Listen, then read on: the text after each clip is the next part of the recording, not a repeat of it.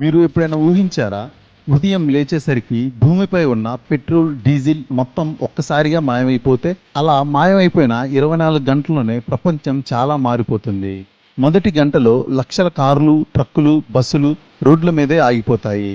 Petrol లేకపోవడంతో అంబులెన్సులు, fire ఇంజన్లు, సరుకు రవాణా కూడా తీవ్రంగా దెబ్బతింటుంది. 2-3 రోజుల్లో సూపర్ మార్కెట్లో ఉన్న ఆహారం తగ్గుతుంది. ఎందుకంటే ట్రక్కులు లేకపోవడంతో పంటలు, పాలు, కూరగాయలు నగరానికి చేరవు. అలా కొన్ని రోజులు గడిచేసరికి మన వాతావరణంలో కూడా అనేక మార్పులు రావచ్చు. కానీ ఇదే సమయంలో మరో ప్రపంచం మొదలవుతుంది. అదే ఎలక్ట్రికల్ వెహికల్స్.